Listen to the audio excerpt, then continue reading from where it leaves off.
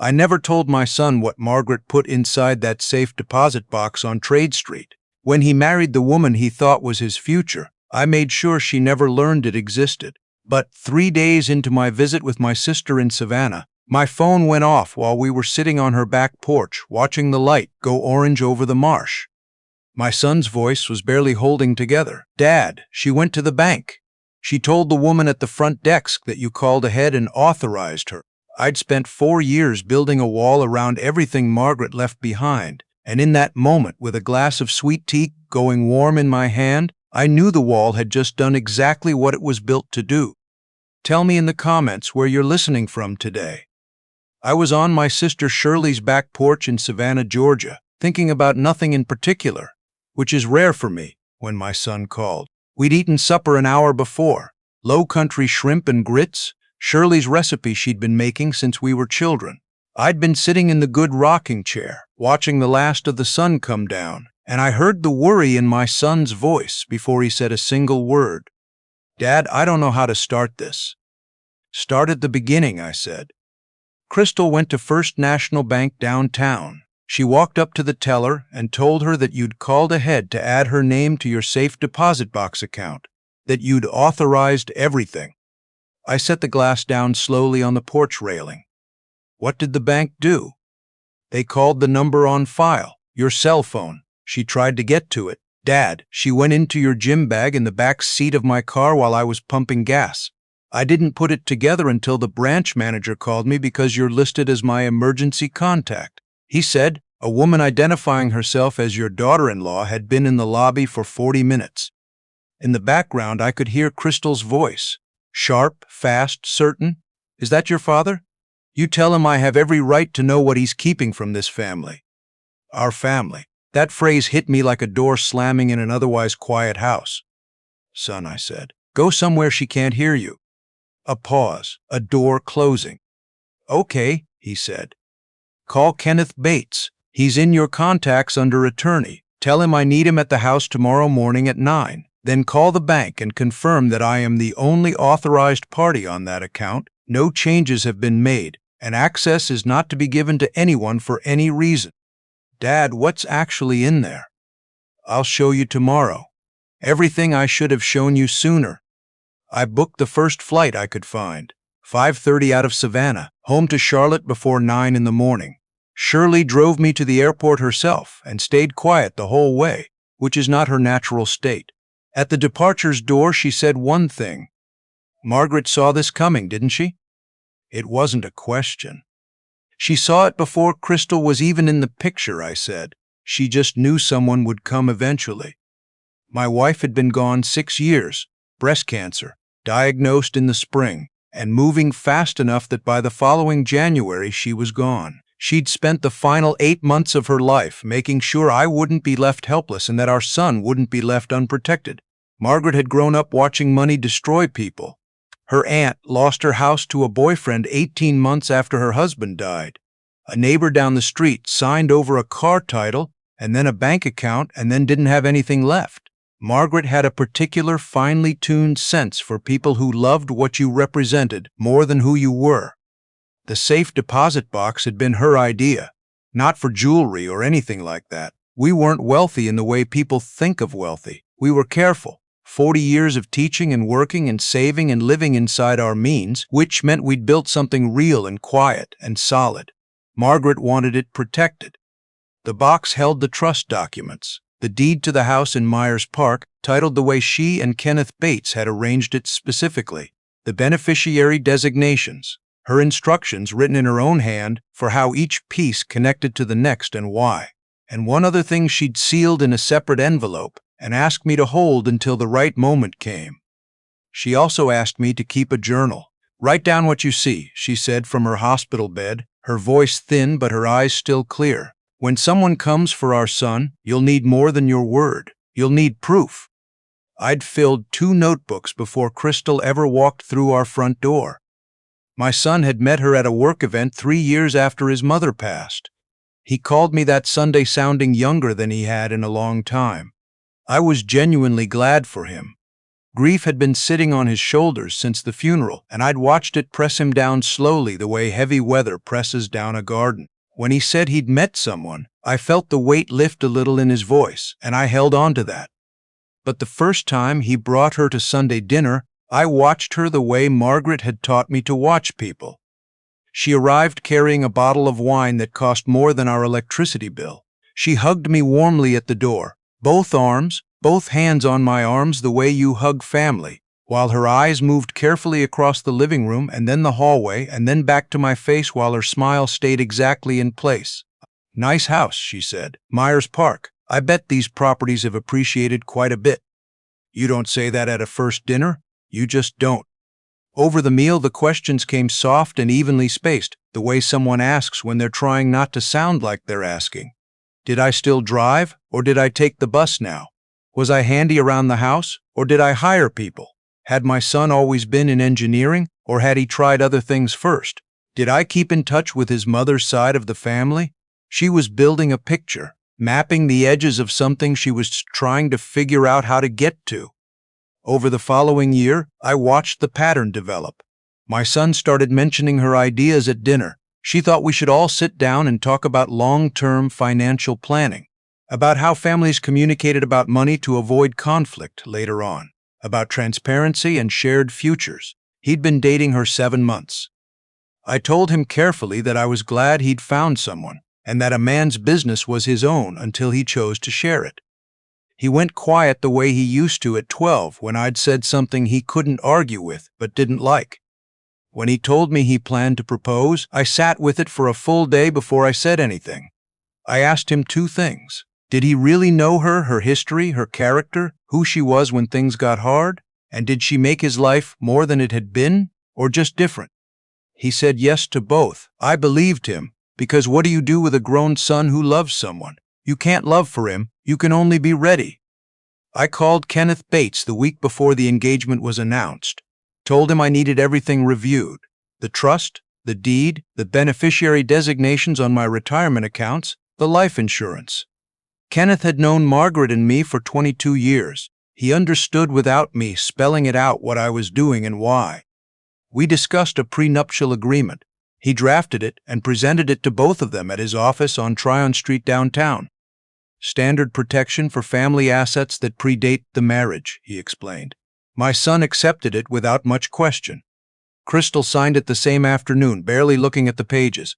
The way you sign something when you're confident you'll find a way around it later. She wasn't. After the wedding, which cost more than my son could comfortably afford, they moved into his condo in South End. He'd bought it 2 years before he met her. Within 6 months, she was describing it as cramped, too far from certain things she wanted to be near. She started working with a designer on renovations. My son paid for it quietly, the way he did most things, while Crystal's interior consulting business, the one she'd started right after the wedding, continued to generate, as far as I could tell, a website and a professional email address, and very little else. She also started coming to Sunday dinners alone sometimes. My son was busy with a project, she'd say, or tired from a long week. She would sit across from me and ask about my health and whether the house felt big with just me in it. And one afternoon she reached over and put her hand on mine and said, "You know, you don't have to do all of this alone. We could all be under one roof. It would be easier for everyone." I looked at her for a moment. "The house stays as it is," I said. "When I'm gone, it belongs to my son. While I'm here, it's mine." Her expression didn't change, but something behind it did. A small, quiet recalculation. One door closing, another opening. That was the week I started the second journal. I thought about all of it on the plane back to Charlotte, somewhere over South Carolina in the dark. 4 years of watching and writing because Margaret had told me to, and for most of that time I'd wondered whether I was just an old man who couldn't let go. Now I didn't wonder anymore. My son's Honda and Crystal's Escalade were both in the driveway when the cab dropped me off. She'd convinced him to co-sign the Escalade 19 months into the marriage. $68,000. Payments of $1,400 a month, coming straight out of my son's paycheck, while the consulting business continued to operate primarily as an idea. I sat for a minute after the cab left. Margaret's voice came back to me the way it does sometimes. The way it sounded before she got sick. "You're not doing this to punish anyone," she would have said. "You're doing this because you love him." My son opened the door before I reached the porch steps. He looked like he hadn't slept. He looked like someone had been carrying something heavy for him all day and had finally set it down in the wrong place. "She's in the living room," he said quietly. Crystal had positioned herself on the sofa with the composure of someone who'd decided this was a negotiation she intended to win. Well-dressed, controlled, the expression she used when she wanted to seem like the reasonable one in the room. "Gilbert," she started. She'd called me by my name exactly twice in 4 years, both times when she was trying to establish that we were equals in a room. "I've been patient for a long time with the secrecy in this house. But when my husband's father has a bank account I don't know exists and it affects our family's future, that's not protection. That's control." "The account has my name on it," I said. "My name only. You have no more claim to what's in it than you do to any other account in this city that doesn't belong to you." She turned to my son. "You see what I've been trying to tell you? He wraps everything in language about protection, but really he has never let you be your own man." My son was looking at his hands. "Son," I said, "what are the monthly payments on the Escalade?" He looked up slowly. $1,400. "What were you paying on your Honda?" "Around $450. So you're spending $1,000 more every month now on a vehicle you don't drive." Crystal's voice sharpened. "We needed reliable transportation." "You needed a $68,000 Cadillac Escalade?" I reached into my bag and pulled out a folder. "These are the documents you signed 3 days before your wedding in Kenneth Bates's office on Tryon Street. Page 4, paragraph 3 states clearly that all assets held in the family trust, this house, the retirement accounts, the life insurance policy, remain separate property in any marital proceeding. That's not hidden. That was explained to you in a lawyer's office with a witness present." Crystal had gone very still. "You can't." "You signed it," I said. "You were there. You chose not to read it carefully. That's not my doing." My son had straightened up. He was looking between the two of us. "Dad, what is actually in the box?" "I'm going to tell you," I said. "But first," I reached into the folder again and set a printed page on the coffee table. I'd had Kenneth request an activity log from the network account 3 months earlier, when Crystal's questions about the bank had started becoming more specific. When you connect to a home Wi-Fi network, there are terms posted on the login page. One of those terms allows monitoring of activity on the network. I heard Crystal take a breath. 8 weeks ago, you connected to this network during a Sunday dinner and sent an email from your phone. I read from the page, quote, "His attorney set up some kind of family trust years ago. Everything goes through that, and the old man won't say a word about what it actually holds. My husband has no idea what he's worth. I need to know what's in that account before I can plan the next move." End quote. The room was completely silent. "What email address?" my son said very quietly. I handed him the page. He looked at it. Then he stood up and walked to the kitchen counter where Crystal's phone was charging and picked it up. She came off the sofa. "I know your passcode," he said. His voice was flat in a way I hadn't heard from him before.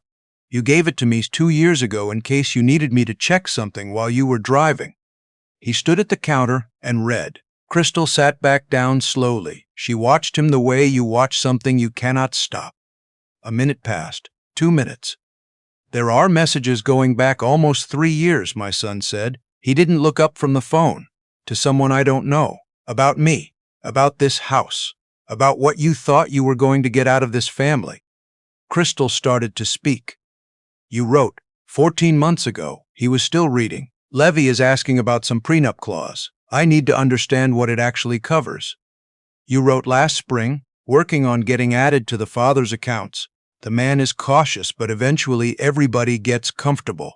"You wrote the week I drove my father to the airport for his Savannah trip. He's gone for 5 days, going to the bank this week." He set the phone down on the counter. "Was any of it real?" he asked. He looked at her then for the first time since he'd stood up. "Any part of what you told me about yourself, about what you wanted? Any of it?" She stood up. She had one move left and she went for it. "Your father has been working against this marriage since the beginning."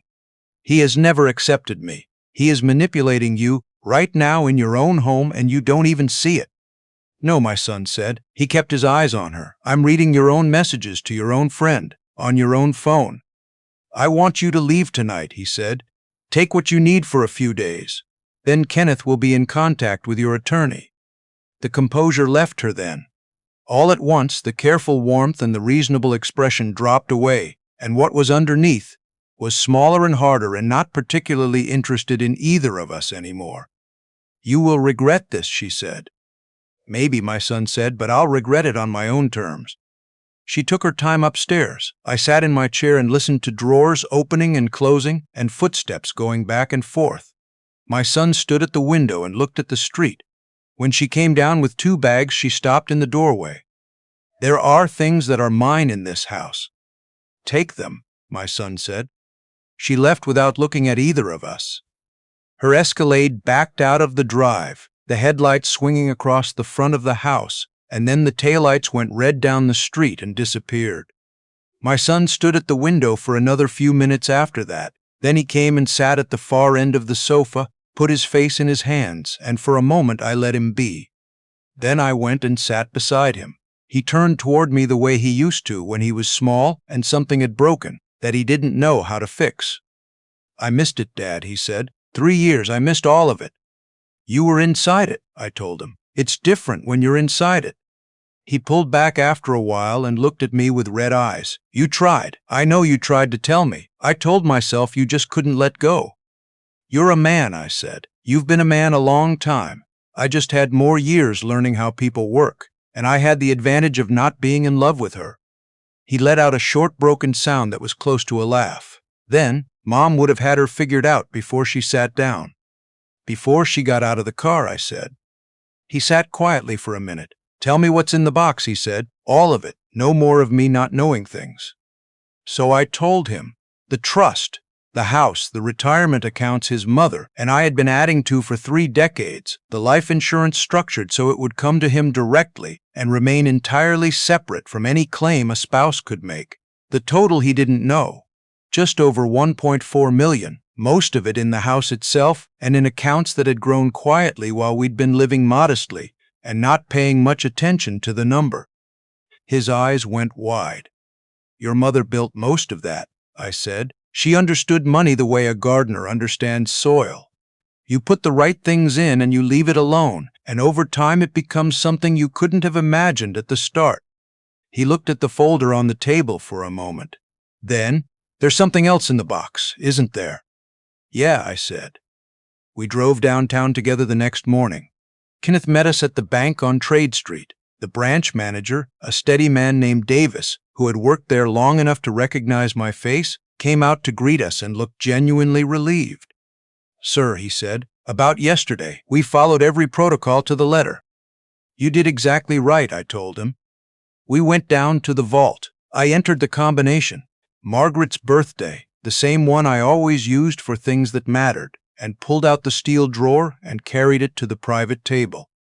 My son went through the documents carefully. The trust, the deed, the signed prenuptial, Kenneth's notes from every review since Margaret had first put things in order. His hands were steady, his face focused the way it gets when he's working through something that matters. He read like someone who was finally being told the whole story. At the bottom of the drawer was an envelope, his name on the front in his mother's handwriting, her particular, careful slant. He looked up at me. "She wrote it the week before she died," I said. "She asked me to keep it until the time was right." He opened it the way you handle something irreplaceable. Several pages of her handwriting, still clear, even though her hand had been unsteady by then. He read while I sat across the table and looked at the wall and thought about the woman who had written those words from a hospital bed, with everything around her arranged the way she always arranged things, with purpose and patience and a clear sense of what mattered and what didn't. He read for a long time. When he finished, he sat looking at the pages. "She knew," he said. "She prepared for all of it before she was even gone. She knew the kind of person who would come looking for the version of you she loved most," I said. "The version that's easy to take advantage of if you're not watching. She loved that version of you more than anything." She just wanted to make sure it had armor. He picked up the last page and read a line out loud, quietly. Real love doesn't arrive with questions about the deed. Real love stays when there's nothing left to gain. That's your mother, I said. We sat there a while in the quiet of that room. Just the two of us, the steel drawer on the table between us, her handwriting spread across the pages. It felt like she was there in a way I can't explain more precisely than that. Not a haunting, just a presence.